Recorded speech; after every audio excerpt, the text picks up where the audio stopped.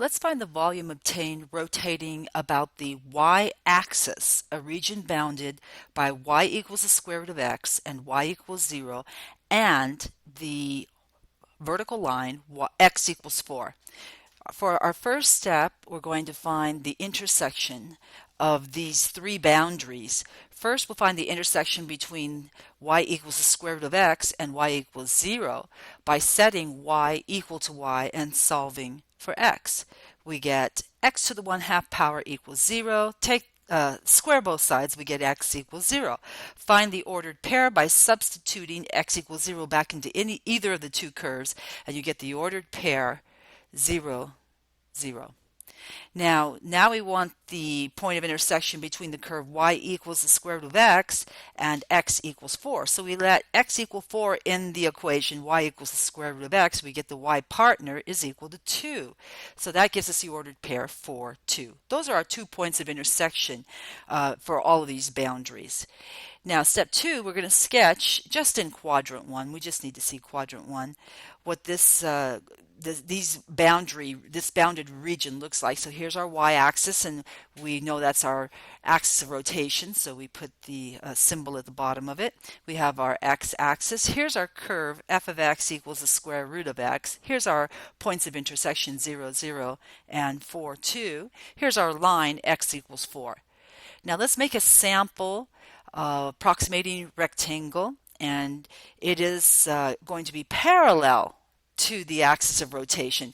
In the past, when we were working with the disk method, the approximating rectangle had to be perpendicular to the axis of rotation. For the shell method, we have to have the approximating rectangle parallel to the axis of rotation. So we have f of x equals the square root of x on top.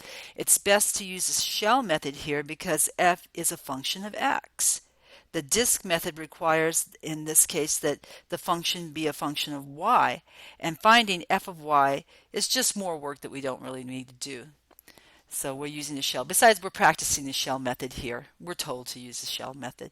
The thickness of my approximating rectangle is delta x, indicating that my integral will have a differential dx. Here's a picture of what's going to happen when we rotate this region around the x-axis. We're going to sweep out this shell about the y-axis, and the radius of the shell will be equal to the coordinate x. Step 3, we're going to find the shell height. We have the radius, now we need the height. Well, the height is the function itself. If you just look at the approximating rectangle, the height is the distance from the x-axis up to the function itself, y equals x to the 1/2. And step 4, we're going to find the volume now using the formula for the shell method. The volume is equal to the integral from x equals a to b. Those are my points of intersection in x. 2 pi x, that's going to be the width of the shell. If I unfolded it, that's actually the width. And then the length will be, or the height, f of x dx. So v is equal to the integral from x equals 0 to 4, those are our x points of intersection, times 2 pi times x, and replace f of x with the square root of x, the height, dx. So bring out the constants 2 pi in front of the integral. X equals 0 to 4 of x times x to the 1/2 dx, so it's 2 pi integral 0 to 4 x to the 3/2 dx. Then the antiderivative would be 2 pi times x to the 3/2 plus 2/2 gives me 5/2, and multiply by the reciprocal in the front, 2/5. So this is 2 pi times 2/5 times x to the 5/2 evaluated from x equals 0 to x equals 4.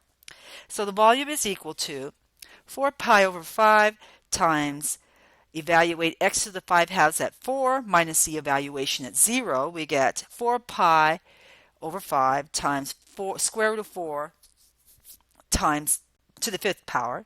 So that's 4 pi over 5 times 2 to the 5th power. And that's 32. Multiply, and you'll have 128 pi over 5 square units, cubed units, I should say, because this is volume. The units would be cubed. 128 pi over 5. The main thing you want to notice is that the approximating rectangle is going to be parallel to the axis of rotation. And you can imagine that as we spin this thing around the axis of rotation, as we integrate outward from x equals 0 to x equals 4, we're filling in the entire area of that wedge, the region enclosed by the curves, and then sweeping it around as we rotate it to form the solid of rotation with the hole in the center.